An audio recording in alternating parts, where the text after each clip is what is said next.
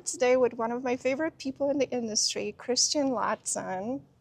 Thank you for joining me on this beautiful campus, Yale Absolutely. University. Who would have thought? I know. So, if you guys are wondering why we're here, you have to stay tuned for more of the episodes from this series. But before we get there, I do want to make sure that we start with a proper introduction of someone who has accomplished so much in this industry, as evident in the award that he just received at NRF Protect, the Rising Star Award. Thank Congratulations. you so much. Still just so in shock and just so grateful to the industry for promoting things like that. And Yeah. it's been a lot of outpouring support, and it's just been fantastic. The people have reached out and supported me. And so well deserved, obviously. So Thank I you. was there, I had a chance to be there to see you pick it up on the stage, and it was just so nice to be able to support you. And the amount of support that I saw in the audience, your team, and beyond is just, it just reflects on who you are, not only as a professional, but just as an individual, as a person. So you should be proud of yourself. Thank you so much. It just speaks to the industry too. As you know, we love this industry, and there's just so much support from people as you're making your way through your career, starting in your career, on the tail end of your career. Everyone's invited. Everyone is, and I think because of what this industry does, which is we're all trying to accomplish the same goal, protect people primarily, but also other assets. And so it doesn't feel like competition. It feels like we're all working together to Yeah, make our environment a little bit safer and deal with the changing risks that we have to keep navigating. So I think that also reflects on the passion and the support that you see in the industry, right? for sure. Totally agree. Amazing. So I know a lot of people know you, but I'm sure there are some that do not. So I want to make sure we properly introduce you to our audience because our audience goes beyond the retail LP. So could you tell us a little bit about yourself? Sure. Yeah, Christian Latson. I've been in the LP industry now about 15 years. Started entry level at a big box retailer, into loss prevention. Like many other in LP, you kind of just happen into loss prevention. A lot of people don't Yes. start out life Like or go me. to school. Yeah, like you.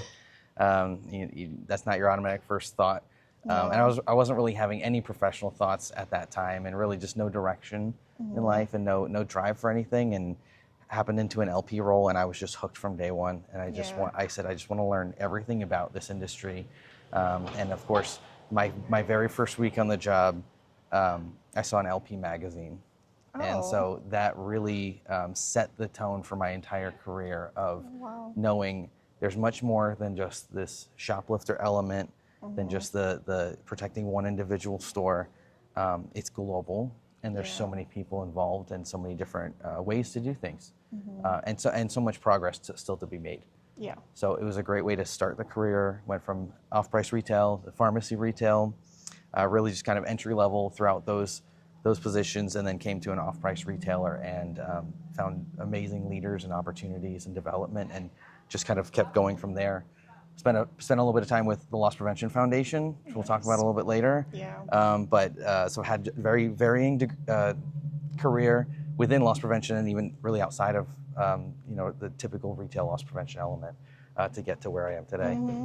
Yes, and I'm excited to dive deeper into a couple of things you mentioned there to really give our audience a little bit of education on what's available there as far as education. Yeah. Because it's not like there's one specific degree for the type of work that we do, right? There's so many ways you can get to where we're at. So, I mean, I started in psychology, and that somehow Wow. got me to criminology. And initially, law was my path. Didn't go there. Went into data analytics and a couple other areas. And somehow now I'm actually involved in litigation. So I still get to do what I was originally maybe Wow. intended to do, but I took a different route to get there, which is what I love about this industry, because when I talk to people like you and others, I mean, that's kind of how most of us got here. Yeah. Would you agree? Absolutely. Yeah. So I think there's a lot we can unpack in this conversation, and honestly, just being on campus like this or any campus always makes me want to reflect on the past. For 'Cause sure. I think the one thing we don't do enough in this industry is just stop sometimes Yeah. and really just appreciate how far we've come, what we've accomplished, and how we're all working together to make the world a little bit safer. That's why we're here on a Sunday. Exactly. And it's a beautiful day, a little hot. Yes, it is a little hot, and we had some access issue, which again reflects well on campus security. So yes, that was. I'm actually happy they're doing that. Yes, exactly. So Makes me feel good. exactly. The job is always there. It's It always is. in our heads. It's absolutely true. Awesome. So let's go take a walk. Let's explore this beautiful campus. I mean, it's absolutely stunning. And then let's dive a little bit deeper into a couple of things you mentioned there. Great, let's do it. All right, let's All go. right, come on.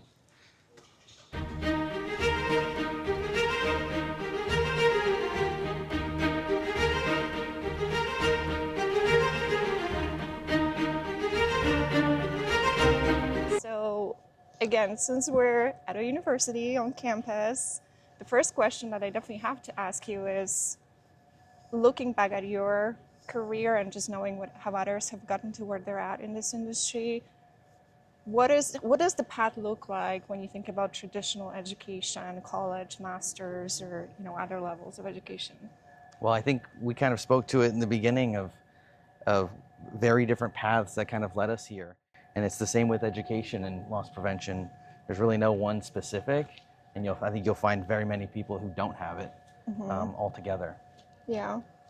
So the juxtaposition of filming this here today, I took a different path. I didn't even have any secondary college education. In my career, I've done different ways of continuing and pursuing knowledge outside of college. But it both enlightens and also shows the differences between the two. That there's so much incredible value from a college education, but it doesn't define you and limit you not having a college education in this industry. And if there was a degree that could maybe potentially help you for that, what would that be? The more and more that I've worked through that idea and that question, I think really business in general, because the most important factor in loss prevention initiatives and strategies these days, especially from a retail perspective, is not showing how much you're going to reduce shrink. It's almost showing how much you're going to drive profitability. True. And if without the business mindset, if you're only focused on external, internal theft, you're only focused on organized retail crime, to get past those to the higher level echelons of how loss prevention impacts from a company perspective, it's all related to business as well. And you can't translate into those other business owners' priorities from loss prevention without understanding their business. So I found to be much more than anything else, having at least business acumen has been, I've seen, go further than having any type of maybe criminal justice degree. But any type of ongoing education, any type of knowledge accumulation is going to be the most important element. I would agree with that, and I think the continuing education is important, because what I like to see is stories where someone maybe didn't start in college. They actually started working first to really understand the industry, understand what's needed, but also understand where their passion is. Because there might be some people who might want to be on the ground, at the stores dealing with the everyday issues, but there you might have people who want to be leading those teams, because that's so critical. Absolutely. Just being able to see the big picture. So what I see quite a lot of is continuing education. It doesn't necessarily have to be a full degree. It could be a course. I took a course in executive education, and I found it extremely helpful. And it was actually security leaders coming together to take that. Wow.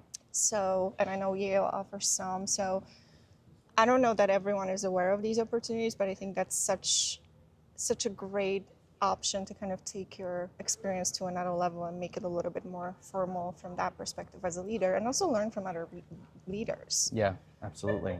Yeah. Yeah, and finding those opportunities where it's really more about being in the same space or same building as those leaders will likely be as impactful, if not more, than any type of education you can acquire yourself. Exactly. So it doesn't have to be criminology, criminal justice, law degree. No. It could actually be leadership classes or courses.